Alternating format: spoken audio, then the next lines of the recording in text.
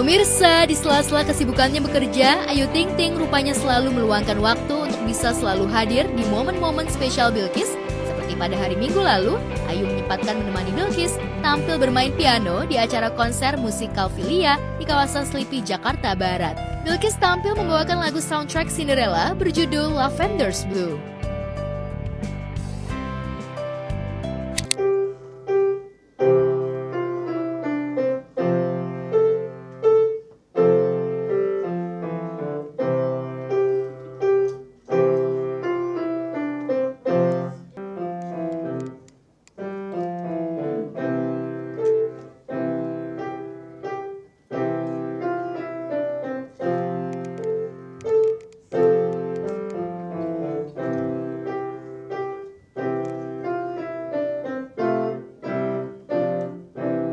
Dia latihan di rumah mamisnya, kebetulan emang bareng Mamis Kinara, jadi hari ini tampil gitu. Senang aja ikutin dia tampil biar dia makin percaya diri.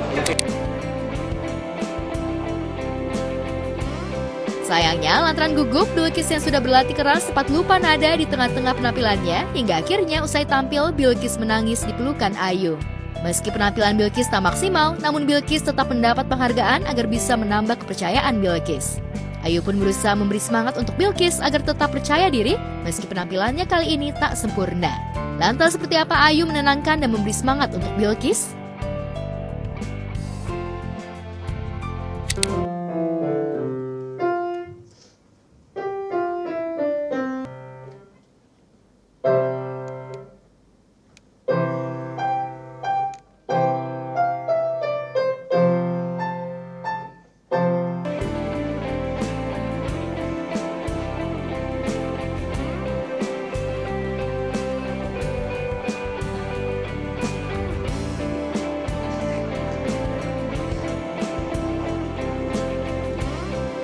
Bangga lah, pastilah. Udah ya. Ya, darah seni memang mengalir dalam tubuh Bilqis. Tak hanya piawai bermain piano, Bilqis rupanya juga memiliki bakat menyanyi. Bahkan beberapa kali Ayu dan Bilqis kerap tampil bersama di atas panggung. Lantas benarkah Ayu ingin Bilqis mengikuti jejaknya sebagai penyanyi?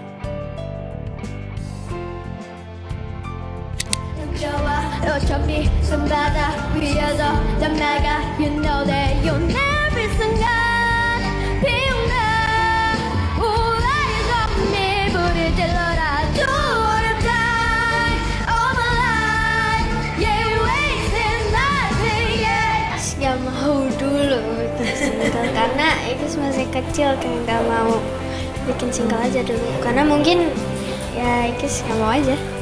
Nanti aja lah. Saya mengikut aja sih, maksudnya selagi itu positif ya saya selalu support gitu. Namun meski kerap tampil di atas panggung bersama Ayu, Bilqis rupanya masih enggan untuk mengikuti jejak Ayu sebagai penyanyi. Pasalnya Bilqis lebih senang untuk mengikuti les piano. Lantas benarkah Ayu belum menginginkan Bilqis mengikuti les vokal? Sempat minta les nyanyi, cuma memang saya fokusin dulu di piano dulu, nanti baru nyanyinya belakangan gitu. Ya nggak tahu kalau nyanyi emang karena anaknya juga di rumah juga udah sering nyanyi apa aja, jadi ya udah ngikut aja. Saya sih sebagai orang tua supportnya asal anaknya bisa serius gitu. Sama halnya dengan Bilqis yang sudah berani tampil bermain piano di hadapan orang banyak, Thalia Putri Onsu, putri pasangan Ruben Onsu dan Selwenda. Diri dia sendiri pengen lombanya bisa lebih bagus lagi gitu ya. Ya pasti lebih mensupport aja gitu. Kalau dia mau lebih baik lagi berarti kan harus ada latihan yang lebih intens lagi. Jadi sekarang dia latihannya lebih intens lagi. Ada bangga sih kayak nangis terharu gitu, teman kan kita nggak boleh cengeng di depan anak ya. Terus tapi anaknya pas mewek kita lebih mau mewek lagi sebenarnya. Cuman kan harus tenangin gitu dan harus kasih tahu dia ya ini kan baru pertama kali lomba. Jadi wajar-wajar aja, tenang aja gitu dan kan Cici juga bukan setiap hari yang latihan gitu loh. Jadi kalau mau lebih baik lagi ya latihannya lebih banyak lagi dan dia mengiyakan gitu. Kan ikut balet semoga karena kan mereka juga ntar ada perform balet. Jadi sekarang lebih intens lagi latihannya karena lomba yang kemarin menurut dia kurang maksimal dianya. Jadi sekarang dia tuh latihan balet tetap Sabtu Minggu juga tetap dia latihan gitu. Perlengkapan balet. Lantas apa saja yang dibeli Thalia? Yang biasanya tak latihan di weekend memilih untuk tetap latihan. Latihan balet tetap Sabtu Minggu juga tetap dia latihan gitu. Biasanya kan Sabtu Minggu aku breakin. Ini dia bilang nggak apa-apa latihan, ya udah asal keinginan sendiri pasti disupport gitu. Sebelumnya, Thalia dan juga Tania juga sempat perform di sebuah acara balet di Singapura. Dalam acara tersebut, Thalia dan Tania berusaha menampilkan performa yang maksimal. Berbeda dengan Thalia dan Tania yang hobi balet, Sienna, putri dari band Kasyafani, dan juga Marshanda rupanya gemar make up dan OOTD ala Korea. Dan gaya make up serta OOTD Sienna biasanya terinspirasi dari artis-artis K-pop diantaranya Seventeen. Sienna bahkan gemar membagikan tutorial make up di akun media sosialnya.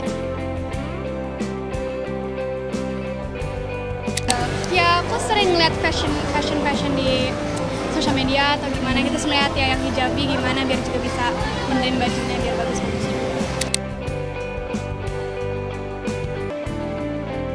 Ya, kegemaran Sienna make up dan OOTD rupanya menurun dari Marshanda sang mama yang juga gemar make up. Namun untuk urusan fashion dan make up, Sienna dan Marshanda rupanya memiliki kiblat berbeda. Jika Sienna lebih senang tampil soft dan kalem, sebaliknya Marshanda justru lebih senang tampil colorful. Enggak sih, soalnya aku kayak dari keluarga aku beda banget style dari keluarga aku juga, soalnya beda-beda semua kita.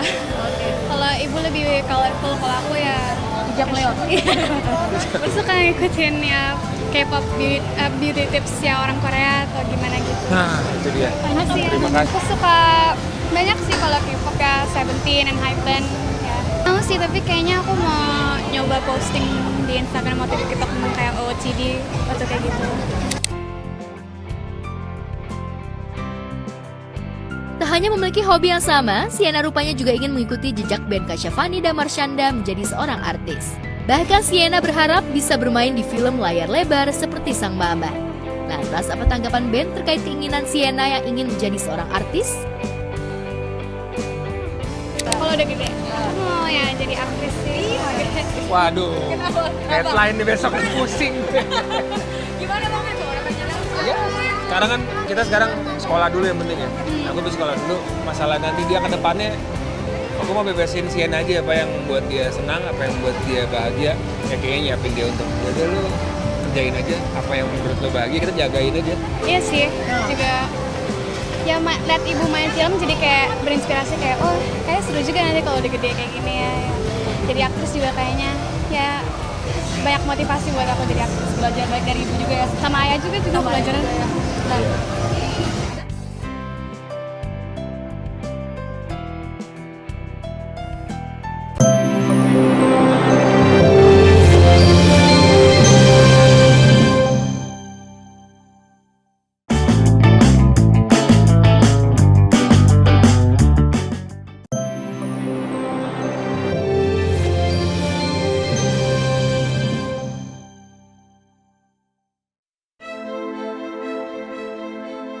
Pemirsa, hubungan asmaranya sempat putus nyambung. Al-Ghazali akhirnya melamar sang kekasih Alisa Daguis pada Sabtu kemarin, 2 hari setelah momen lamaran tersebut. Prosesi lamaran berlangsung romantis dengan mengambil lokasi di Danau Como di Italia. Momen lamaran Al-Ghazali melamar Alisa Daguis pun dibagikan langsung Al-Ghazali melalui akun Instagram miliknya. Kakak El Rumi dan Dul Jailani ini mengunggah momen saat memberikan cincin lamarannya pada Alisa sebagai tanda mengikat cinta kasih mereka. Kata-kata indah pun menghiasi momen bahagia keduanya.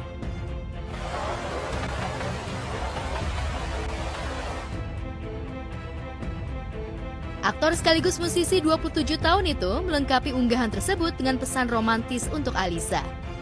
Al mengungkapkan rasa syukurnya bisa menjadi pasangan Alisa dan berjanji akan memberikan segalanya. To the love of my life, Alisa Paramita Daguis, thank you for all that you are. Loving you has been a privilege, and being loved by you is a blessing. With you by my side, I'm the happiest man alive. And from today, I promise to give you the world and more. Here's to forever. Bagi Al, Alisa merupakan anugerah terindah untuknya. Ia merasa bahagia bisa berada di sisi perempuan yang begitu ia cintai. Demikian tulis Al-Ghazali di akun Instagram miliknya. Postingan Al-Ghazali itu pun sontak banjir ucapan selamat dan doa dari sahabat. Selalu bilang anak-anak kalau laki-laki itu kalau kalian nggak siap mental pernikahan jangan nikah dulu gitu loh. Ini nggak usah pacaran. Kalian selesaikan hidup masa lalu kalian. Maksudnya benar-benar kayak yang kalau kamu nggak yakin sama perempuan ini, ya kan? Mendingan nggak usah. Daripada kamu cuman nggak yakin terus kamu nanti menyakiti, ya kan? Kalau kamu belum selesai dengan dirimu ya mendingan nggak usah gitu loh. Ya aku doain insya Allah, kan kemarin sempat home pimpa ya Al-Ghazali sama adik-adiknya. Siapa duluan yang nikah tuh ya, Al-Ghazali sendiri yang nantang, kita home pimpa yuk gitu kan, ada di konten aku ya kan gitu di YouTube ya kan. Nah itu habis itu home pimpa Al-Ghazali menang ya dia harus menentukan tanggal, insya Allah gitu. Nanti kalau Al udah menikah, rumah yang saya tinggal nanti buat Al, jadi saya harus pindah. Tuh, pilihannya ada beberapa. Jadi rumah ini kalau Al udah menikah akan ditempati oleh Al, karena emang ini sudah diwariskan untuk Al. Ya, di usia beranjak dewasa, anak sulung Ahmad Dhani dan Maya Estianti itu merencanakan untuk menikah dengan kekasihnya Alisa Daguis.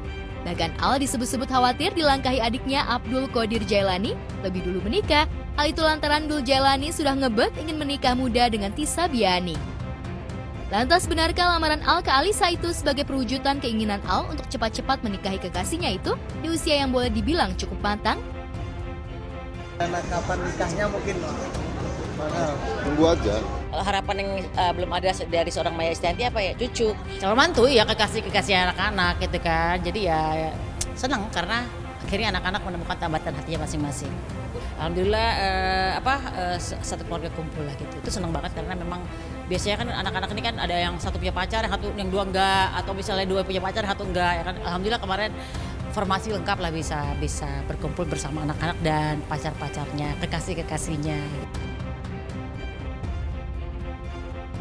Bak Gayung bersambut keinginan Al rupanya diamini ibundanya Maya Estianti. Melalui postingannya, Maya menuliskan salah satu doanya, salah satunya agar putra pertamanya itu segera menikah. Keinginan agar Al cepat menikah juga diungkap ayah Al, Ahmad Dhani, beberapa waktu lalu. Yang pasti tahun depan ada yang menikah lah yang pasti. Nggak tahu. Sweet semuanya. Kalau misalnya tanya anak tentang anak-anak jodohnya siapa, tanya Allah aja. Karena kan memang semuanya tuh serba waktunya Allah. Jadi aku nggak mau terlalu pusing lah ya gitu. Mau jelek, buruk, baik itu kan udah kayak Allah yang sutradara penulis skenarionya. Kita cuma bisa menerima kok sama menjalaninya aja gitu.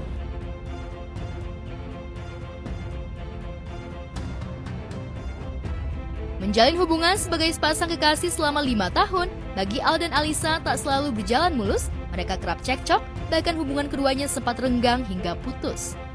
Hubungan Al-Ghazali dan Alisa sempat putus 2 kali selama 5 tahun pacaran. Aku bilang kalau kita udah lumayan telat. Lagi telat. Buru-buru. Kaku.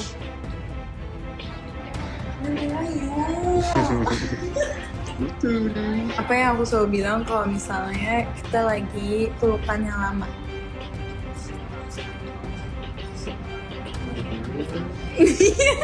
Yo. Ya.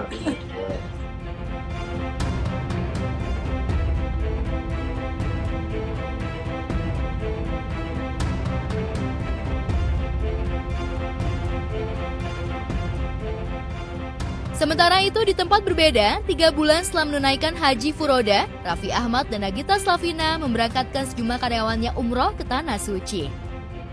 Dari postingan yang diunggah di akun Rans Entertainment, keberangkatan mereka terekam pada hari Minggu kemarin. Bismillahirrahmanirrahim, sekarang kita mau berangkat, semoga lancar, semoga semangat semua, semoga kemudahan, kelancaran. Pasangan selebriti yang dijuluki Sultan dari Andara itu mengajak serta 2 putra mereka, Rafathar dan Rayanza, umroh ke Tanah Suci ditemani pengasuhnya Mbak Lala dan Susrini. Selain mereka, tampak pula asisten rumah tangganya serta karyawan lainnya.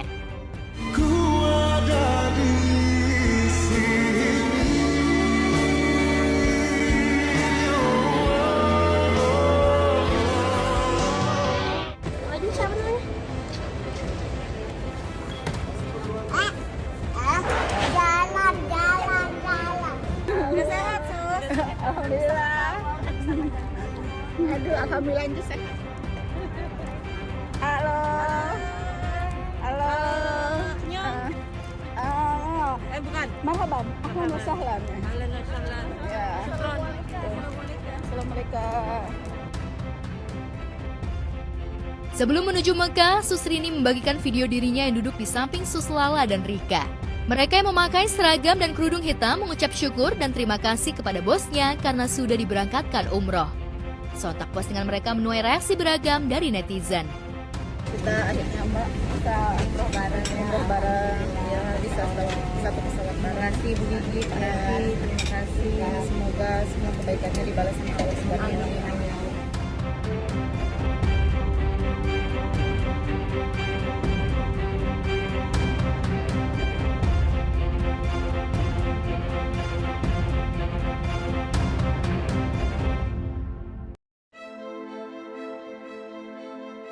Momen bahagia lainnya dibagikan penyanyi Bunga Citra Lestari yang baru saja merayakan ulang tahun buah hatinya Noah Sinclair ke-14 tahun pada Minggu 22 September 2024 lalu. BCL dan sang suami Tiko Aryawardana pun memberikan kejutan kepada Noah Sinclair. Hal itu diketahui dari unggahan Instagram pribadinya. Pelantun tembang Sani yang akrab disapa BCL itu membawa kue ulang tahun untuk Noah Sinclair yang sedang bermain bersama teman-temannya. It's Noah's Day, balik dari @pestapora, masih dengan baju yang sama, buru-buru surprisein @noah.sinclair ulang tahun rame-rame. No, you are not little anymore. Dan pasti sebel digangguin karena lagi sama teman-teman. But I hope you know that I love you, we love you. Tulis BCL di akun Instagram miliknya.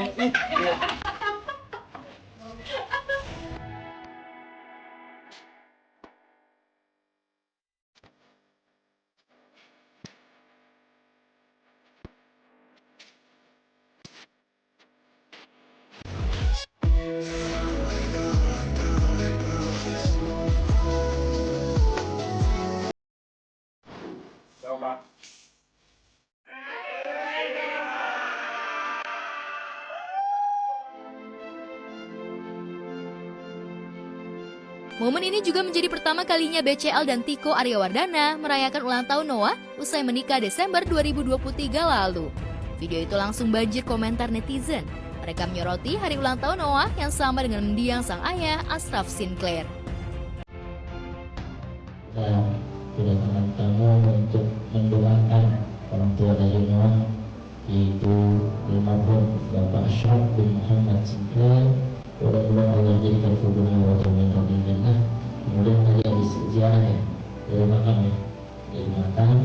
Mudah-mudahan Allah jadikan kuburnya waktu menjadi jannah. Allah angkat derajatnya. Kemudian yang ditinggalkan di khusus Noah dan juga Mas Tito dan juga Mbak Bunga, Allah jadikan keluarga yang sakinah mawaddah warahmah, penuh dengan keberkahan. Bukan move on ya, tapi lebih kayak bangkit kembali. Kalau move on, aku rasa sebuah duka seperti ini tuh sampai kapanpun gak akan pernah bisa move on. Tapi bagaimana kita bisa hidup kembali, semangat lagi, bangkit kembali, tanpa melupakan, tanpa apa ya, live with the pain gitu kalau kata orangnya. Kita pelan-pelan belajar untuk bisa hidup dengan pain dan membuat memori-memori baru yang bisa bikin kita bahagia.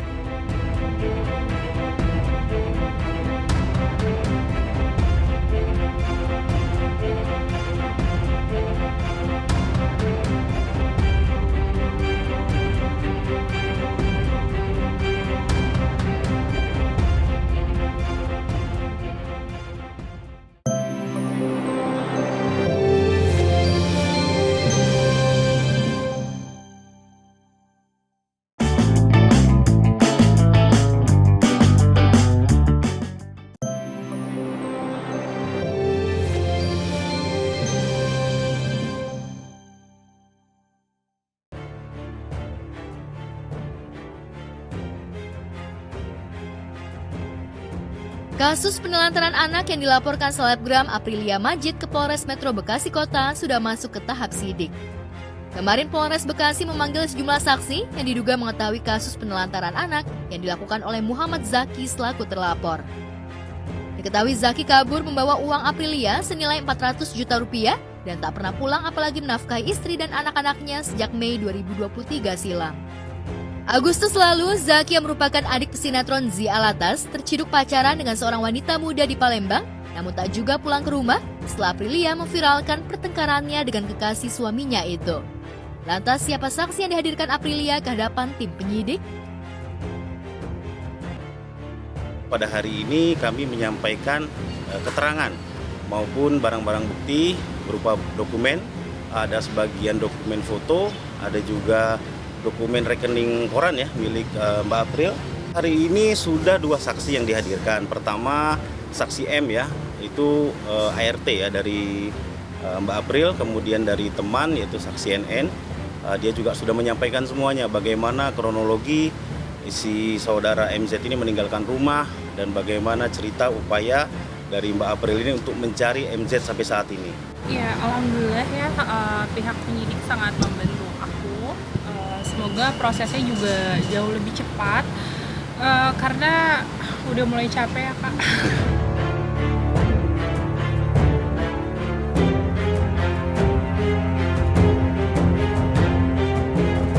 Semula tidak ingin melaporkan suaminya, Aprilia berubah pikiran setelah tidak ada itikat baik dari Zaki untuk menyelesaikan masalah rumah tangganya. Bahkan Zaki diduga berusaha menghilangkan jejak dengan mengubah identitasnya. Aprilia mengaku memegang sejumlah bukti akurat terkait perselingkuhan dan upaya Zaki mengubah identitasnya. Jika ingin bebas dan merasa ikatan pernikahan menjadi sebuah beban, Aprilia rela melepas Zaki bila laki-laki yang menikahinya pada tahun 2016 itu ingin pisah baik-baik. Dan sampai saat ini juga tidak ada info lagi terkait keberadaan dari saudara MZ.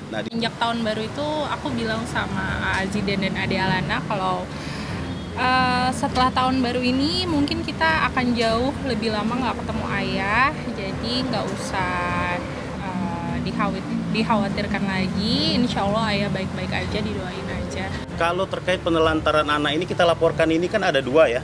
Yang pertama itu pasal 49, itu Undang-Undang Nomor 23 Tahun 2004 tentang penghapusan kekerasan dalam rumah tangga, dan juga pasal 76B, Junto 77B itu Undang-Undang Perlindungan Anak ya, di mana ancamannya itu adalah 5 tahun.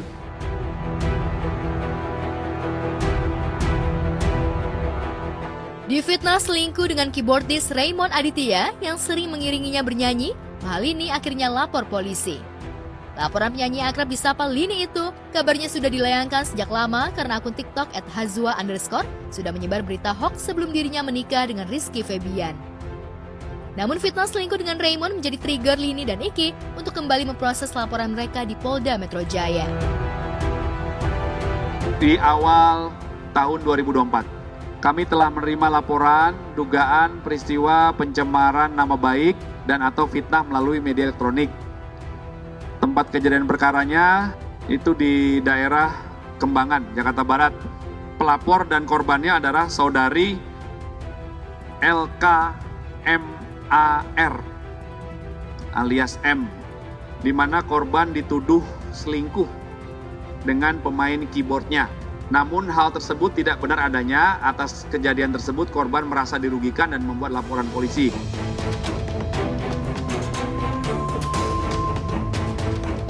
Dengan judul dan gambar yang provokatif, akun @hazwa_ seolah terobsesi menghancurkan nama baik Lini. Tobat mbak, sebelum ada kehancuran hukum, tabur tuai ternyata nyata adanya, dan hukum karma itu berlaku. Demikian pesan akun @hazwa_ yang diposting 19 September lalu, yang membuat sebagian netizen percaya bahwa Lini selingkuh. Dengan membawa barang bukti, screen capture, sebuah akun TikTok, apa peristiwa yang dilaporkan? Korban sekitar tahun 2023 itu melihat di sebuah akun TikTok yang telah diduga memfitnah dan mencemarkan nama baik korban.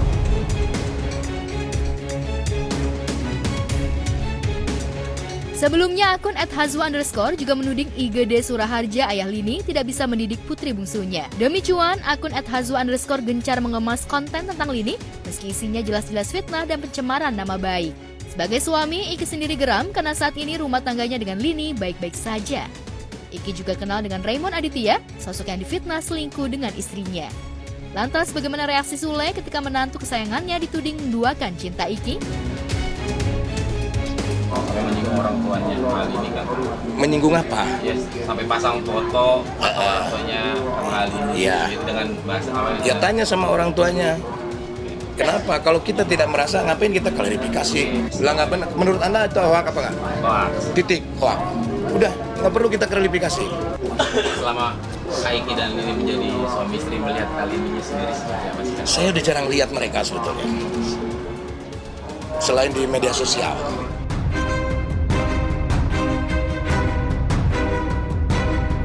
Meski sudah lapor polisi, Iki dan Lini mencoba menghubungi pemilik akun @hazwa_ untuk mengetahui alasannya memfitnah Lini, namun tidak ada respon dari oknum tak bertanggung jawab itu. Tak heran jika kelak oknum pemilik akun @hazwa meminta maaf atau meminta restoratif justice, Iki dan Lini menolak damai. Jadi harus waspada dengan hal itu. Tapi bagi kami di sini sendiri ya udah, mau gimana lagi? Kita dihujat ya nggak masalah. Tidak ada respon, santai aja.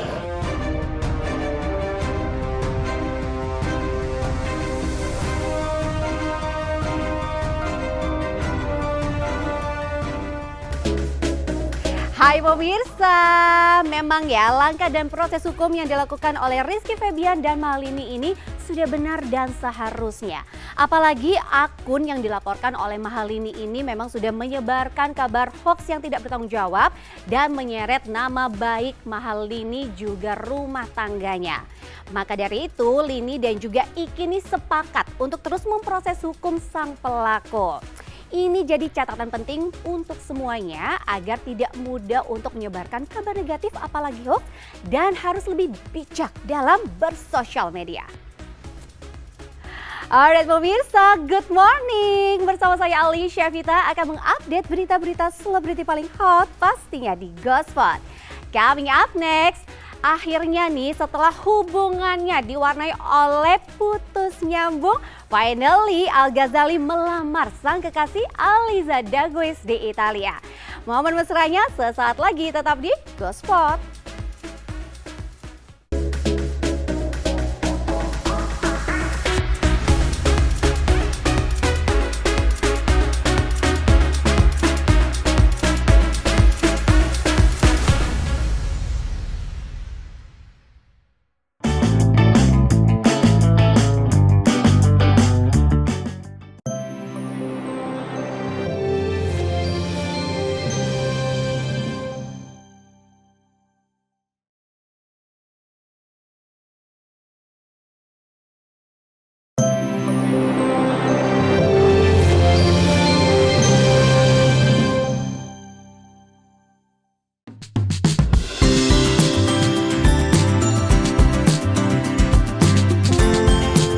Pemirsa, pasangan Vincent Verhaeghe dan Jessica Iskandar sedang berlega hati lantaran kondisi janin dalam rahim Jessica dalam kondisi terbaik. Setelah keduanya melakukan pemeriksaan kehamilan di kawasan Menteng, Jakarta Pusat, Jessica dan Vincent yang ditemui mengaku senang dan sudah sangat siap menyambut kehadiran anak tiga mereka. 6 minggu, jalan 7 minggu, 6 bulan. 6 bulan. Jalan 7 bulan.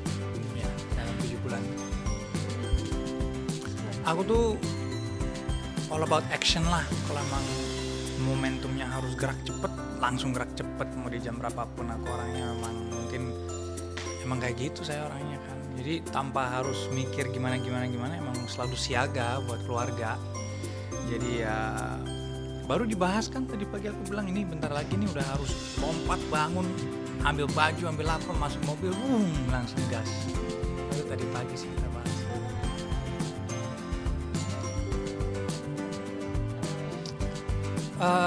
Ya rumah rame, jadi pas itu kayak ada Mbak Rina juga yang sangat-sangat dia nggak sabar banget sampai dia bilang, oh saya nanti akan begadang sama ibu, pokoknya ibu butuh bantu saya ada di kamar sama ibu, jadi saya ada bantuan dan pastinya saya juga dan dia juga, cuman kan sekarang ada El sama Don juga, jadi kita juga harus bagi waktu dimana dia pasti harus lebih banyak waktu sama baby princessnya ya.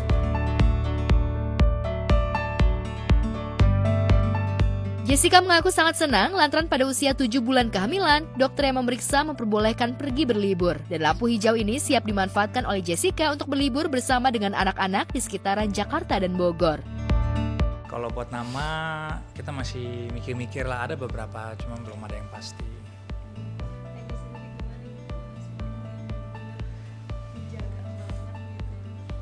Iya, bersyukur. Beruntung. Cari gimana lagi lu? Canda. Ya bersyukur. Ya selalu berdoa semoga sayangnya itu, terus. Pertanyaan tuh harus gimana punya suami yang suka ngalah, masuk kamar ngalah. Hah? Terima keadaan. Dia kemarin sempet sakit perut. Tapi itu gara-gara makanannya ternyata. Kemarin? Kemarin, oh. Iya. Enggak salah makan. Kadang-kadang kan makanan mungkin lebih sensitif aja mungkin saat hamil gitu.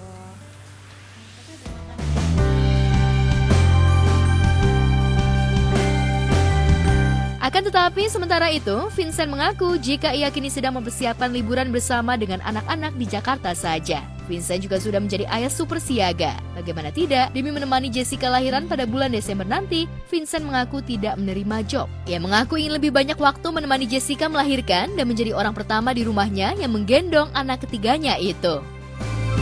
Don sama El, tapi kalau saya ikut begadang tiap hari, takutnya kan kalau istirahat sama-sama tidur, El sama Don gimana, kan kayak gitu. Jadi ya teamwork lah antara mama dan papa sebenarnya. Belum, kita nunggu sampai 7 bulan lewat seminggu lah baru kita akan. Tapi maksudnya untuk milih-milih, untuk googling lah, untuk cek-cek ya itu udah pelan-pelan. Tapi kalau untuk membeli belum, itu nanti pas di bulan 7 lewat seminggu lah. Nggak ada, maksudnya nggak harus mirip aku atau Vincent, mirip siapa aja, yang penting mirip kita berdua gitu, di antara kita berdua kan gitu. Mungkin wajahnya, rupawannya mirip bapaknya, mungkin kepribadiannya nanti mirip ibunya, kan bisa jadi seperti itu gitu. Jadi ya yang penting bayi itu lahirnya sehat, sempurna, nggak kurang satu apapun, akunya juga sehat, kuat, lahirnya lancar, itu yang paling penting.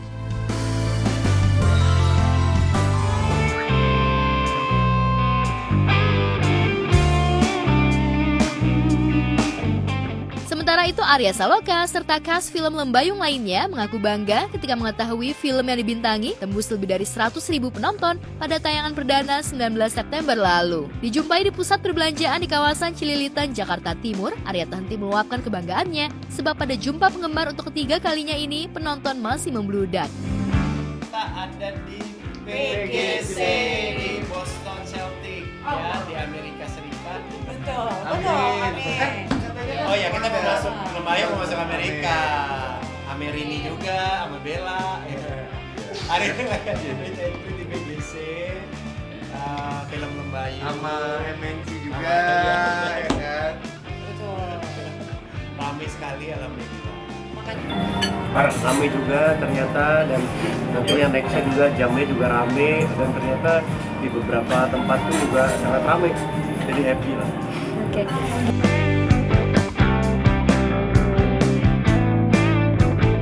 Arya Saloka bahkan mengungkapkan nazarnya jika film Lembayung box office tembus 4 juta penonton, ia mengaku akan melakukan live berjalan kaki Jakarta-Bogor. Sedangkan cast film Lembayung lainnya mengaku akan menunggu Arya Saloka di titik tujuan. Tadi jalan ke sini, gue ngecekin atu. Saya ngecekin atu-atu.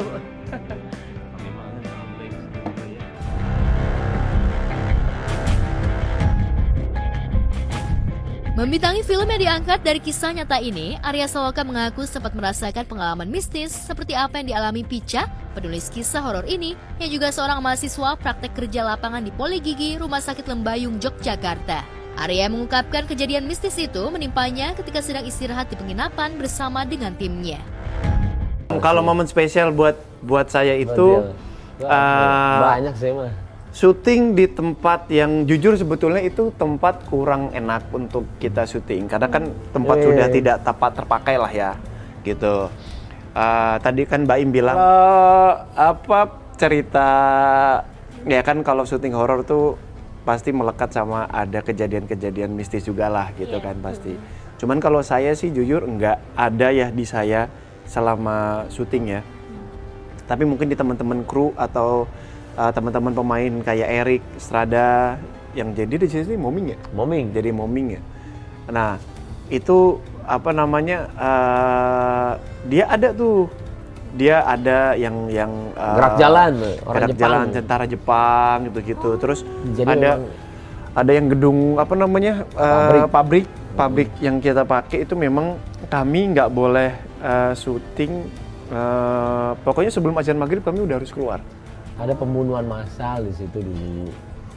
Cuman untungnya menghadi kita berdua yang ngerasain ya. Cuman yang dulu pun ya syuting balik lagi syuting Habibie Ainun di situ juga. Itu jadi di gua tuh momen itu pas pertama kali ya. Kirain saya bawaannya bagaimana, ternyata ada kita kayak anak kecil main di playground ya. Kayak saya nggak pernah ngerasain, baru sekali waktu itu ngerasain pas saya nonton NBA pertama kali di LA ya, di Lakers. Saya kan nontonnya dari dulu dari Jordan sampai sekarang kan nontonnya di TV doang. Kaget lah pas masuk tuh ada satu rasa yang kayak lihat tuh kayak anak kecil lah. Nah sama kayak gini, persis banget sama. Saya sampai bingung juga, saya nggak bisa utarain gimana. Cuman rasa itu muncul ketika kayak mainan karena kan.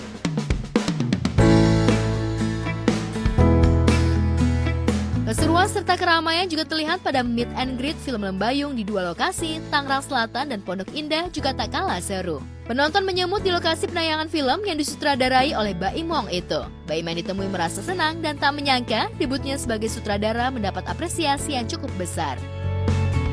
Gara-gara mereka lah. Pastinya ya. Gila loh itu. Suruh kita cek batu.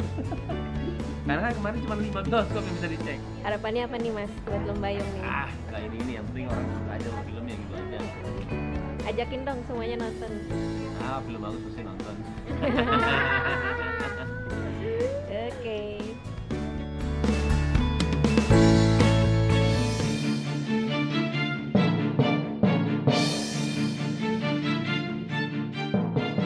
Sementara itu, sebelum olahraga bareng, Romeo tahu jika Yasmin menemui Kayla dan Rangga. Mereka bahkan main petak umpet dan membuat hati Romeo gerah. Walhasil Romeo yang dari tadi mengamati, diam-diam menyusul Yasmin bersembunyi. Pada saat itu, ketika Yasmin masuk ke ruang rahasia keluarga Chandrawinata, Yasmin menemukan secuil petunjuk penting melalui foto. Hanya saja ketika hendak mengamati dengan teliti, Ajeng keburu masuk sehingga Yasmin memilih keluar dan meninggalkan petunjuk penting itu.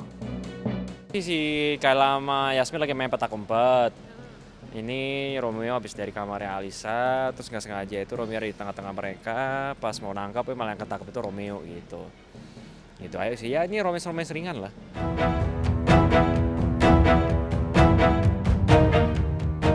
Di sisi lain, usai olahraga bareng dan merasa dikerjain oleh Romeo, Yasmin marah. Ia tak mau menemui Romeo, bahkan ketika Romeo datang ke rumah, Yasmin memilih sembunyi di kamar. Namun Romeo tahu jika Yasmin ada di kamar. Sebagai lelaki, Romeo diam-diam mendekati bilik Yasmin dan mengutarakan isi hatinya. Namun permintaan maaf tulus Romeo dicuekin Yasmin. Aku kangen sama senyuman kamu, Yasmin. Aku kangen semuanya tentang kamu. Aku mohon kamu kasih tahu aku gimana caranya supaya kamu nggak marah lagi sama aku. Aku harus gimana supaya kamu bisa maafin aku, Yasmin? Ya udah nggak apa-apa. Kalau kamu nggak mau ngomong sekarang. Tapi yang pasti, aku akan tetap nungguin kamu sampai kamu nggak marah lagi sama aku.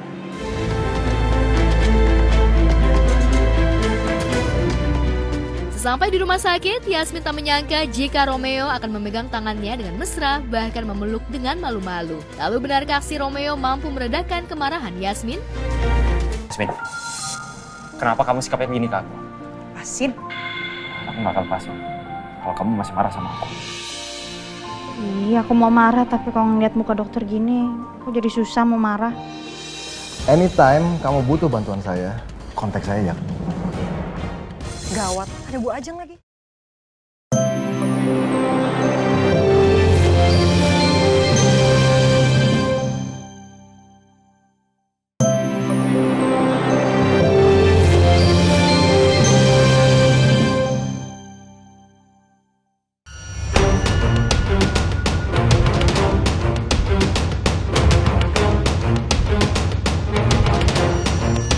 Drama panas kembali terjadi saat sidang kasus kematian Dante kembali digelar di Pengadilan Negeri Jakarta Timur kemarin siang.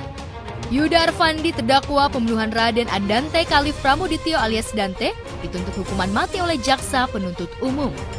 Dari bukti dan keterangan sejumlah saksi, JPU berkeyakinan Yuda secara sah dan meyakinkan bersalah telah melakukan pembunuhan berencana terhadap Dante. Yuda Arfandi, Jakarta, untuk 33 tahun. Menuntut supaya Majelis Hakim Pengadilan Negeri Jakarta Timur dan memeriksa dan mengadili perkara ini memutuskan 1. Menyatakan terdakwa Yuda Arfandi telah terbukti secara sah dan meyakinkan bersalah melakukan tindak pidana merampas nyawa orang lain sebagaimana dalam dakwaan pertama pribadi pasal 340 KUHP.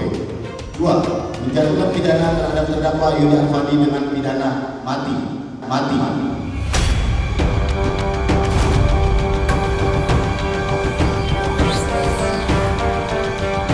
Kematian Dante di sebuah kolam renang di Pondok Kelapa, Jakarta Timur pada 26 Januari 2024 lalu sempat mencetak viral dan menjadi isu nasional karena saat itu Yuda berstatus kekasih Tamara Tiasmara, ibunda Dante.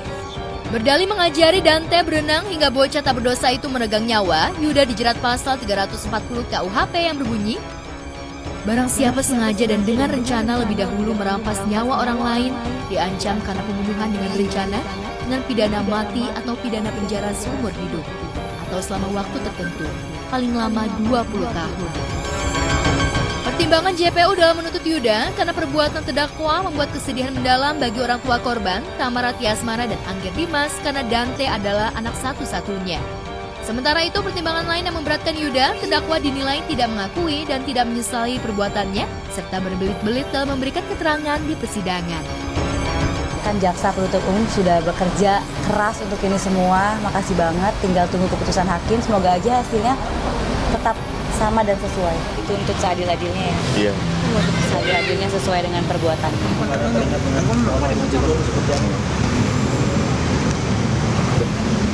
Biarin aja, selesai jaksa. Harapannya mungkin Om untuk sidang selanjutnya? Nggak ada harapan.